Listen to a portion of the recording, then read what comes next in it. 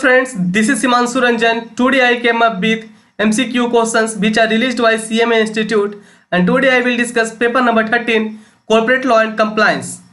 Because from this attempt, December 2020 attempt, we all know that exam is going to be online, and so that in online exam I think that mostly questions are MCQ type of questions, and this MTP which are released by institute only, and this MTP are released by institute for MTP जैसे कि जो offline जो exam होता था ना हम लोगों का सीएमए फाइनल का, तो जो ऑफलाइन का तो उसका जो एमटीपी इंस्टीट्यूट रिलीज करता था हर एक अटेम्प्ट में, मैं उसी को आज डिस्कस करने वाला हूँ। अरे जो ऑफलाइन जो जून अटेम्प्ट जो जून 2020 एंड दिसंबर 2020 का जो एग्जाम इस बार होने वाला है, ये दोनों मस्ट एग्जामिनेशन होने वाला है। तो जो ये जो एमटीपी है, सेम एमटीपी जून 2020 में था, उसी एमटीपी को दिसंबर 2020 में इंस्टीट्यूट कॉपी पेस्ट किया था। तो उसी एमटीपी को जो इसी अटेम्प्ट के लिए एमटीपी इंस्टीट्यूट रिलीज किया था, तो उसी एमटीपी को मैं आज एमसीक्यू जो क्वेश्चन है उसका वो मैं आज डिस्कस करने वाला हूं। So friends, today I will discuss MCQ type of questions for CMA final paper number 13 corporate law and compliance. So it's first question is एक पर्सन है who fails to get appointed as a director in a general meeting cannot be appointed as an additional director। एक जो director है general meeting में appoint नहीं हो पाया, तो क्या उसको एडिशनल डायरेक्टर अपॉइंट कर सकते हैं? नहीं कर सकते हैं। A person who fails to get appointed as a director in general meeting cannot be appointed as an additional director। तो फर्स्ट ऑफ ऑल हम लोग को एक जानना जरूरी है कि एडिशनल डायरेक्टर होता क्या है। Additional director as per section 161 subsection 1 of company act 2013 में एडिशनल डायरेक्टर को डिफाइन किया गया है। तो एडिशनल डायरेक्टर को किस लिए अपॉइंट किया जाता है? एडिशनल डायरेक्टर को किस लिए अपॉइंट करता है? जो भी कंपनी अपॉइंट करता है एडिशनल डायरेक्टर को किस लिए अपॉइंट करता है? क्योंकि एक कंपनी में अगर वर्कलोड इंक्रीज हो जाता है तो एक एडिशनल डायरेक्टर को अपॉइंट करता है कि जिससे कि वर्कलोड का कॉमन रहे, किसी डायरेक्टर के ऊपर ज्यादा वर्कलोड का काम ना हो जाए, तो इसलिए एडिशनल डायरेक्टर को अपॉइंट किया जाता है। तो यहाँ पे क्वेश्चन पूछा है, a person who fails to get appointed as a director in general meeting can not be appointed as a additional director। So friends, now I will highlight this answer।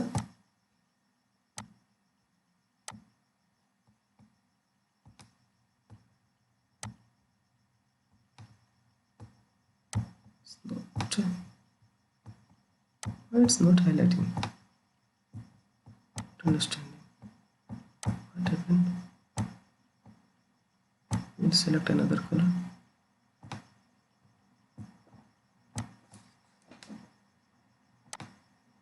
Okay, it's working। A person who fails to get appointed as a director in general meeting cannot be appointed as a additional director। First one का answer है A, additional director। Okay, and second one, a Nidhi shall not accept deposit exceeding 20 times of its net owned fund। तो ये जानते हैं पहले कि निधि company क्या होता है। निधि कंपनी क्या होता है? As per section 406 of company act 2013 में निधि कंपनी को डिफाइन किया गया है। निधि कंपनी, और निधि कंपनी का जो हम लोग जितना भी जो प्रोविजन पढ़ते हैं ना, वो निधि रूल्स 2014 में जो लिखा हुआ है वो हम लोग यहाँ पे पढ़ते हैं। निधि रूल्स 2014 के जो लिखा हुआ है, तो यहाँ पे क्वेश्चन पूछा है कि Nidhi shall not accept deposit exceeding, कितना डिपॉजिट से ज्यादा नहीं एक्सेप्ट कर सकता? 20 times of its net owned fund, 20 times ही एक्सेप्ट कर सकता ऑफ नेट ऑन फंड। तो first of all net owned fund कितना होना चाहिए एक निधि कंपनी में? नेट ऑन फंड एक निधि कंपनी में कम से कम 10 लाख नेट ऑन फंड होना चाहिए एक निधि कंपनी में। ओके, जिससे जो रिलेटेड जो क्वेश्चन बनेगा वो भी मैं आज डिस्कस करता जाऊंगा। Third one, which of the following committee was formed by SEBI for improving standard of corporate governance of listed company in India? इसका आंसर होगा कोटक कमिटी। ये जो कोटक कमिटी है, श्री उदय कोटक के नाम पे एक कमेटी बनाया गया है और ये 2017 में आया है। ये जो क्वेश्चन है एक कॉर्पोरेट गवर्नेंस है ना, उसी वहाँ से उठाया है। जो भी लोग के पास अगर ओल्ड मैट है तो ये टॉपिक आपके जो उदय कोटक से रिलेटेड कमेटी जो 2017 का आपके मैट में नहीं मिलेगा। ये जो न्यू मैट जो इंस्टीट्यूट लॉन्च किया है ना, उसी में ये कोटक कमेटी, श्री उदय कोटक, आपको उस टॉपिक मिलेगा। अगर आपके पास श्री उदय कोटक से रिलेटेड टॉपिक अगर आपके मैट में अवेलेबल नहीं है, अगर आपके पास ओल्ड मैट है, तो आप पीडीएफ देखें, सीएमए फाइनल का जो लॉ है उसका पीडीएफ देखें, आपको उसमें मिल जाएगा। कोटक कमेटी इसका आंसर होगा। During any financial year, corporate social responsibility committee of the board shall be constituted by every company having. So first of all we know that what do you mean by corporate social responsibility committee? CSR, corporate social responsibility committee, section 135 of the company act 2013 में defined है CSR, ठीक है। तो एक CSR कौन सा ऐसा company है जिसको CSR कमेटी बनाना पड़ेगा? तो जो भी कंपनी का net profit 5 crore, net worth 500 crore और 500 करोड़ और मोर, और टर्नओवर 1000 करोड़ और मोर अगर हो जाता है ड्यूरिंग एनी फाइनेंशियल ईयर, तो फिर उस कंपनी में एक CSR कमेटी बनाना जरूरी होता है।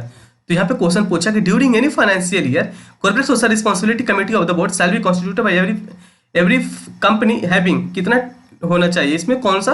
तो यहाँ पे देखिए नेट प्रॉफिट तो नहीं होगा क्योंकि नेट प्रॉफिट 5 करोड़ होना चाहिए, नेटवर्थ 500 करोड़ होना चाहिए, अथॉराइज्ड कैपिटल का कोई पूछता ही नहीं है, इसमें कोई कंडीशन ही नहीं है। तो यहाँ पे टर्नओवर में बोला था आपको 1000 करोड़ कम से कम होना चाहिए, तो यहाँ पे टर्नओवर यहाँ पे टर्नओवर 5000 करोड़ दिया हुआ है, तो 5000 करोड़ इसका आंसर होगा। ओके, फोर्थ वन का आंसर ये होगा 5। ए minor can be nominated as a nominee in life insurance policy by its holder के द्वारा नॉमिनेट किया जाता है। A minor can be nominated as nominee in life insurance policy by its holder। C, 5 का C होगा। 6 1, according to Banking Regulation Act 1949, no banking company shall pay dividend on its share until all its capitalized expenses have been written off होगा। 6 का B होगा।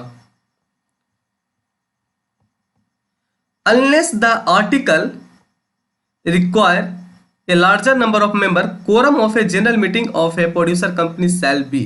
quorum producer company में कितना होना चाहिए? 1/4 होना चाहिए quorum एक प्रोड्यूसर कंपनी में, 1/4 ऑफ द टोटल मेंबरशिप। ये जो कोरम से रिलेटेड है ना प्रोड्यूसर कंपनी में, वो सेक्शन 581Y में दिया हुआ है, 581Y। ओके, उसमें दिया हुआ है 1/4 ऑफ द टोटल मेंबरशिप होना चाहिए कम से कम एक कोरम कॉन्स्टिट्यूट करने के लिए एक प्रोड्यूसर कंपनी में।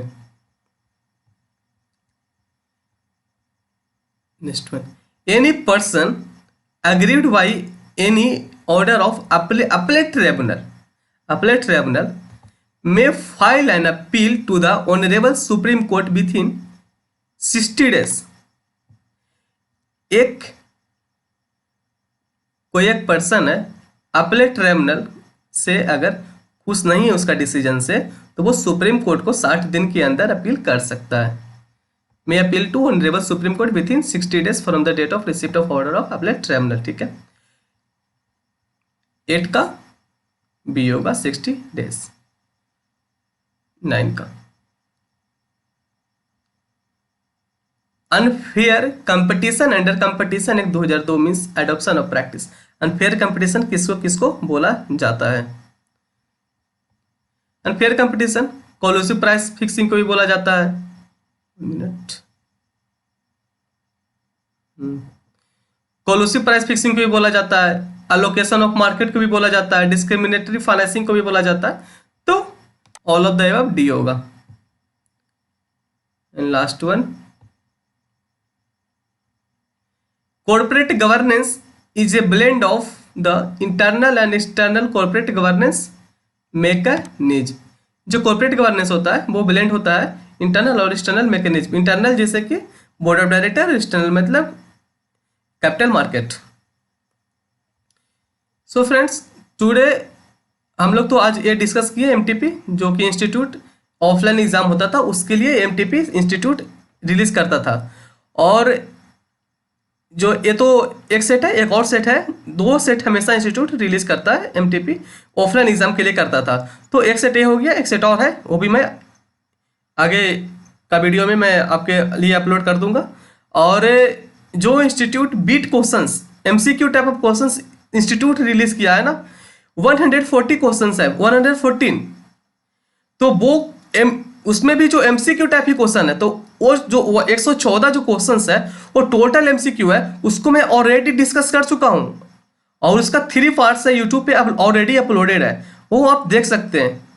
मतलब कि लॉ का एमसीक्यू, ओनली लॉ का एमसीक्यू 5 वीडियो है मेरा, 5 videos are there in YouTube. Only law का एमसीक्यू टाइप ऑफ क्वेश्चंस है, 5 लॉ का एमसीक्यू क्वेश्चंस अपलोडेड है। अगर आपका लॉ का अगर डिवीजन लेक्चर भी देखना है तो मेरा यूट्यूब पे ऑलरेडी अवेलेबल है। कॉर्पोरेट गवर्नेंस हो गया, और डायरेक्टर का जितना भी सेक्शंस है, total sections are available. Auditors का जितना भी सेक्शन है, सेक्शन 139 से लेकर 148 तक, या अकाउंट्स ऑफ कंपनी है जो भी है, और डिविडेंड्स है सेक्शन 123 से, मतलब जितना भी निधि कंपनी हो गया, प्रोड्यूसर कंपनी हो गया, मतलब सीएमए फाइनल का अप्रोक्सीमेटली हमको, और सेबी आईसीडीआर है वो भी अवेलेबल है। अगर आपको किसी भी चैप्टर में कोई प्रॉब्लम होता है तो आप मेरे चैनल पे एक बार जरूर विजिट करिए, और आप बताएं कि आपका मेरा जो चैनल पे जो भी वीडियो अपलोडेड है आपको कैसा लग रहा है। और ये जो इतना भी मैं एमसीक्यू डिस्कस किया हूँ, प्लीज़ कमेंट में बताएं कि मेरा जो डिस्कस किया वो कैसा लगा। और मेरा जो बीट क्वेश्चंस अपलोडेड है, MCQ type of questions which are released by CMA institute, वो भी मैं डिस्कस किया हूँ, 114 क्वेश्चंस उसमें है। सो फ्रेंड्स, टुडे हम लोग तो डिस्कस किए एमटीपी, एक और एमटीपी है, वो भी मैं इसके बाद का वीडियो में उसको मैं डिस्कस करूंगा, उसको भी अपलोड करूंगा। सो फ्रेंड्स, अगर आपको मेरा वीडियो अच्छा लगता है तो प्लीज़ मेरे वीडियो को लाइक करें, ज़्यादा से ज़्यादा लाइक करें, जिससे कि मेरे को मोटिवेशन मिलेगा, और मैं जल्द से जल्द नेक्स्ट वीडियो आपके लिए अदर सब्जेक्ट का मैं अपलोड करूंगा, जिससे कि होगा मेरे को भी मोटिवेशन मिलेगा। और अगर आपको अच्छा लगता है तो प्लीज़ अपने दोस्त को भी शेयर करें, and please subscribe my channel. Thank you.